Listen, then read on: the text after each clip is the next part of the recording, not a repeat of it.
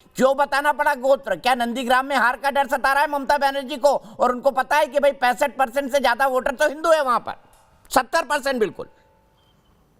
पहले तो सभी को नमस्कार। गिरिराज जी बहुत बड़े हमारे प्रसिद्ध व्यक्ति हैं देश के, उनको भी बहुत बहुत नमस्कार। और दीपक जी आपको भी बहुत बहुत नमस्कार। सर बहरहाल जो बात है दीदी का गोत्र का, सर विकिपीडिया में सब चीज अवेलेबल है। और वो शांडिल्य गोत्र जन्म से है, उनका वो चॉइस नहीं है। अगर उनके पास चॉइस होता तो वो माँ माटी मानुष का ही गोत्र संबोधित करती है। बताया क्यों मानव जी, बताया क्यों? अगर विकिपीडिया पर अवेलेबल है तो मंच से बताने की क्या जरूरत थी? नंदीग्राम के चुनाव के 2 दिन पहले बोलती विकिपीडिया पर जाकर देख लें। जरूरत है सर, जरूरत है। अब जरूरत क्या है मैं बता देता हूँ। जिस बच्चे बीजेपी कह रही है हार का डर सता रहा है नंदीग्राम में क्योंकि 70% वोटर हिंदू है। सर जिस बच्चे की उंगली पकड़ के उन्होंने राजनीति के रास्ते पर चलना सिखाया, उसको राजनीति का ज्ञान दिया, उस बच्चे ने उस माँ को बेगम करके संबोधित किया।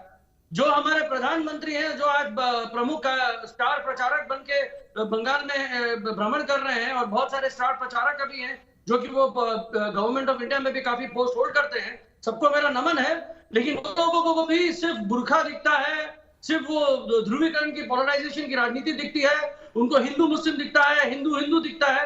तो दीदी ने एक बात सिद्ध कर दिया कि भाई हम हर धर्म को मानते हैं। मैं ब्राह्मण हूं, मैं शांडिल्य गोत्र की हूं, और आपका जो टेरिटरी है, आपका जो पिच है, भाई हम उसमें भी खेलने के लिए तैयार है। खेला हो गए, और वो खेला क्या खेला इसलिए है क्योंकि हम स्पर्धा चाहते थे, हम बराबरी का स्पर्धा चाहते थे। और आपके लिए बराबरी धर्म है, हमारे लिए कर्म है। पहले हम कर्म की राजनीति की बात करें तो धर्म में चले जाते थे।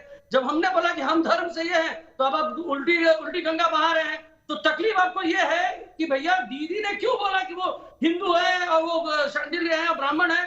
तकलीफ बीजेपी को इसलिए है क्योंकि बीजेपी के पास और कोई कार्ड है नहीं, क्योंकि उनके पास तो ये, और सुनिए हम वर्किंग हॉलिडे पॉलिटिशियन नहीं है। मतलब आपको बीजेपी की पिच पर खेलने पर मजबूर होना पड़ा मानव जायसवाल, आपको बीजेपी की पिच पर खेलने के लिए मजबूर होना पड़ा। बीजेपी ने मजबूर कर दिया दीदी को, जो सेक्युलर की सबसे बड़ी जनता बाजार थी, जिनका 2016 का पोस्टर याद है मुझे, वो इबादत करते हुए सर पर ऐसा बांधा हुआ जैसा नमाज पढ़ते वक्त बांधा जाता है, और इबादत करते हुए फोटो पूरे कोलकाता में लगे थे 2016 में। सर मैं बता देता हूँ आपको, मैं बता दूं आपको, वो ईद का समय था। और सर मैं बता दूं आपको, शायद ज्ञान होगा सर, आप भी एक हिंदू है, मैं भी हूँ। हमारी बहू बेटियां जब मंदिरों में जाती हैं और जब पूजा पाठ होता है तो वो चुनरी और दुपट्टा ओढ़ती हैं। जब वैसे नहीं ओढ़ती जैसे ममता बनर्जी का 2016 में फोटो लगा था, हाँ लगा, वैसे मुस्लिम महिलाएं ओढ़ती है। सर उनके बहुत सारे, अरे दुर्गा पूजा वाला कोई फोटो लगा देते मानो भाई। आप पर बीजेपी आरोप लगाती है दुर्गा पूजा के लिए तो लोगों को जाना पड़ता है कोर्ट, लेकिन मुहर्रम के जुलूस के लिए हर फैसिलिटी दी जाती है। नहीं सर, बीजेपी के पास एक अजीब सी दूरबीन है सर, उनको दूर का और पास का दोनों ही नहीं दिखता है। वो बीन वाली दूरबीन है, सिर्फ बीन बजाते हैं।